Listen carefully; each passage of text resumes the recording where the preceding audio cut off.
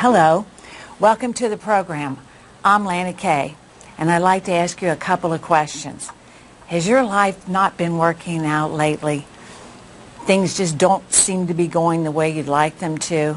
Well, you're in luck, because our guest can help us learn to create the life that we truly want, the life that we've only been able to dream of. So please welcome our guest, Dr. Nikki Instone. Welcome to the program, Dr. Nikki. Thank you so much. I'm happy to be here. Dr. Nikki is a practicing clinical psychologist. She has a PhD behind her name, so that's pretty impressive. And she has written a comprehensive self-help book par excellence. She really has. She's entitled it To Live an Incredible Life. And who doesn't want to live an incredible life? So here with us today to give us the steps to that life that we so desire is Dr. Nikki. So Dr. Nikki, first of all, why did you decide to write the book? Well, as a psychologist and seeing clients day after day, I'd realized that a lot of people hadn't gotten the skills that I'm teaching in this book. And so I thought, well, if I can reach more people and help more people than who can come into my office, I can do that with a book. And you're so generous that you said when we talked about doing the show, if I can help one person, and you say that in the book also, then it will be worth it. And that's so generous, Dr. Nikki. Well, and that's the way I look at my practice too. If I can help one person, then all of that was worthwhile. To have one client that I saved their life, maybe literally, the rest of it's just gravy on top of that. That's so good. So, Dr. Nikki, let's start with, you talk about our thoughts are so very important. And I've come to that realization now, Dr. Nikki, but for so long, I just thought our thoughts are private. No one knows our thoughts. And so even though I was negative in my thoughts, if I put on that happy face to the world, I thought, well, that takes care of it. No one knows how I really feel, but not true. Well, they may not know if you're a good actress, but you know. And so really what's most important to me is how do you feel on the inside, not how does everybody else think you feel. Yes. And if your thoughts are always private, you never really challenge them. But as soon as, especially in my office, when you say them out loud, a lot of times it becomes clear that there was a little twist in there or something that wasn't quite accurate or true, and that's what causes us to feel so bad. So it is scientifically proven, and I read this after reading your book, that the most important person that parlays our life to where we want is us. We have to believe it. I can sit here all day and say, Dr. Nikki, you're a great psychologist, you are great. And if you didn't feel it, and you didn't think that, so we are the master of our ship to that successful life or that happy, incredible life that we want. Absolutely. And what I find is a lot of people grew up with people telling them negative things about them. You're stupid, or you can't do this. And then they believe it because they're a child and they don't know how to challenge that. And then I help them later in life to sort through all of that and find the truth of who they really are, but they have to know it. And again, I can tell them 100 times that they're wonderful, but until it sinks in deeper, and then they can start to live from that place. Okay, so Dr. Nikki, how do we begin that important seeing it realistically instead of those tapes that seem to go off? I'm no good, I can't make it, I'll never get there. How can we overcome? Well, first you just have to be open to maybe you're wrong. Okay. Maybe those thoughts that you're having about yourself are wrong, so that when they do bubble up, you can question them, challenge them, maybe even get feedback from people around you that you trust. Not everybody around us is an accurate reflection of who we are, so I have to kind of sort through that a little bit. Yes. And really look at the people that we trust and that would know what they're talking about when they tell us what they see when they look at us. Okay. So that then we can start to let that sink in. Okay, because I know a girl, and we can get stuck in these patterns, because I know someone, and the stock market fell, that's been a few years back now, and she still talks it and carries on. She is stuck. I've lost all my money. Oh my God. And yesterday is gone. I mean, do we get stuck in that negative? Oh, absolutely. I think people don't know how to get out of it, or that they can get out of it, and they get hyper-focused on one area, and kind of the rest of the world dissolves and they can't even see it. So a lot of what I do is help people shift just a little bit and open up their perspective so that they can say, oh, there is more to life going on than just that one piece right now. Yes, yes.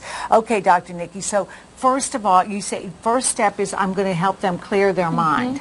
And so how do we clear our mind to let, I mean... A lot of it is just what we've been talking about. Let's find those thoughts that are a little bit twisted, that aren't quite accurate.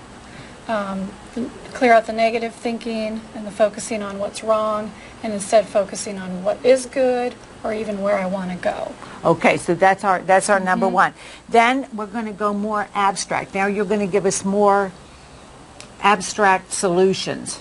Well, now the next step is really kind of connecting with your heart, and that's harder to describe than changing the way that you think.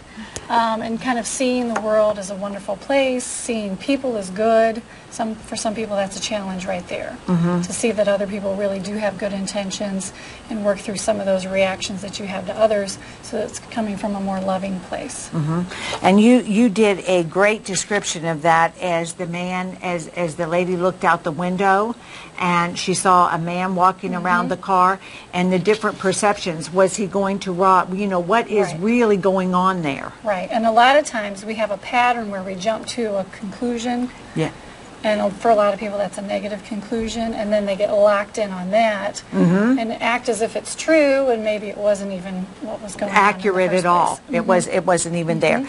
Now, how are we going to align? Help us to align with ourselves. With your soul, that to me is more purpose-driven. Yes. And you need to really look at, why am I here? What is it that I want to accomplish? What are my skills and talents, and how does that fit in with something that I can do, so that at the end of the day I feel like I did something positive. I have clients that come in that on the surface their life is great. They have a expensive house, a great husband or wife, and these awesome kids, and everything's wonderful, but yet they feel something is missing. They're just kind of unhappy. I'm so unhappy. And that's always comes down to they're not doing something that they feel like they're making the world a better place. And so we help them find something like that. And suddenly, does that really bring them out of it? Is okay. So then we try that. Now, how we set our sights. That is the process of defining what you want. And in my book, I have examples of things. It's great. Of things that can be part of an incredible life, and you can kind of pick and choose. Okay. It's a menu. You don't have to have them all, and there are probably some that are good that I didn't think of in the book or mentioned. And so to define for yourself, what do you want? Do you want wealth? Do you want to travel? Do you want a career that's fulfilling? Do you or maybe you just want a job that pays good money and you can have fulfillment somewhere else? But to define those things for you is setting your sights. Have to know where I'm going. Before we have to have that map before, that makes so much sense. And I do think that a lot of people, they don't know that that's the answer. They're just stuck. They just know I'm unhappy, but they don't know how to get there. And it's very important then to go introspective, to really decide, this is what would make me happy. Right, and I see clients in my office who don't know where they want to go. Okay. And so for some of them, it's time to experiment. Go take a dance class, go take a cooking class, travel a little bit, volunteer at the hospital, and kind of see, do I like that, do I not like that? And it's okay if you don't, because you've just narrowed down your possibilities. Yes. So sometimes you just need to try things and decide, yes, I like that in my life, or no, I really don't.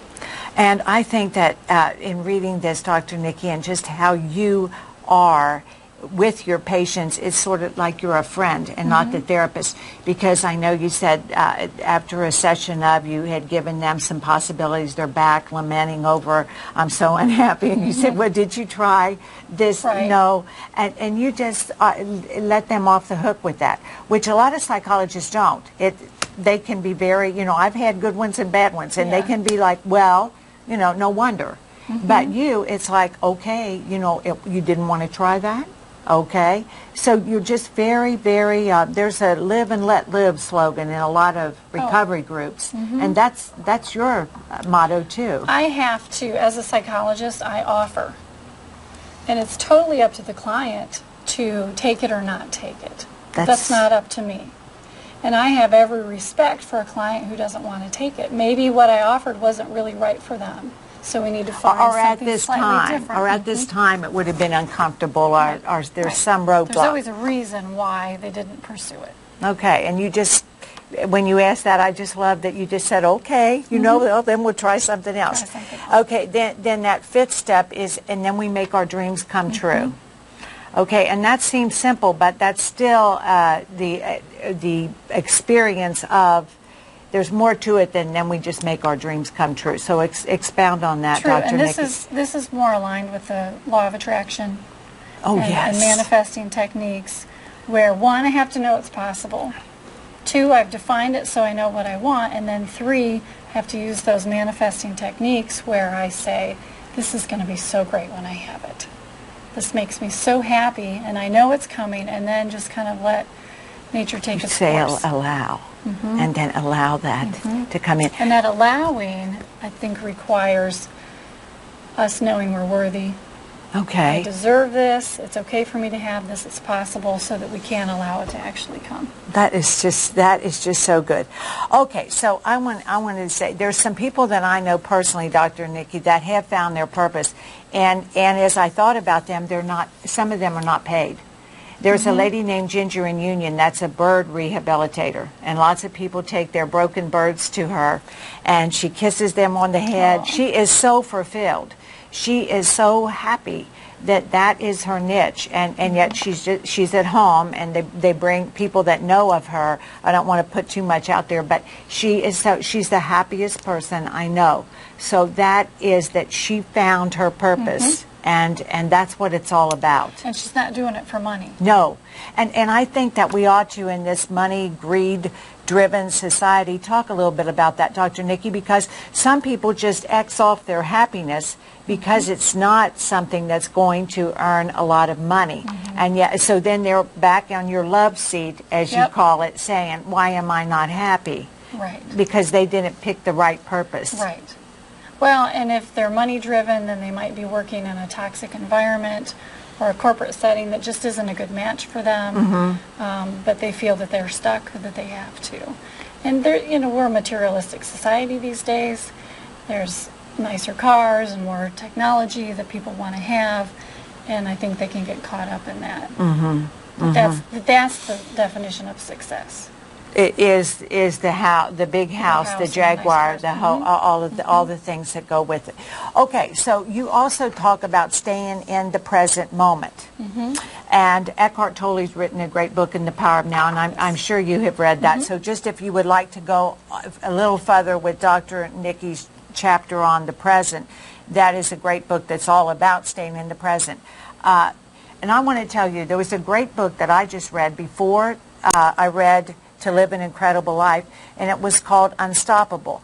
And this was 45 stories of people that were told, this is the importance, I hope, some self-empowerment, or that they felt differently, but they were told, 45 people, you can't do it, it won't work, you're no good, you don't have any talent, because it was a whole array. Some were actresses, some were trying other businesses, but all have been told it's never been done. But yet they said deep down inside, they believed. They knew that they were on the right path. So that's how important, and that came from their thoughts. Your thoughts propel you to action. And there's a whole chain reaction to that, Dr. Nikki. Just to let our viewers know how important those thoughts are, tell us about the physiological aspect of thoughts to action. Right, and those thoughts that you're talking about come from a deeper belief. So if they believed that they were good and that they had the talent, that they could do it, versus I'm not any good and I can't do it, that's where all of that came from, which then made their thinking match that. Either they walked around thinking, I can't do this, I can't do this, I can't do this, or watch me, I'm going to show them I can do it. And then what happens after that is you get the feeling. feeling. You either get a negative, I can't do this. I'm going down. Right. Or you get, I can do this, and then that's a positive feeling. And it's so important to pay attention to those emotions because they're your signal on are you on track or off track.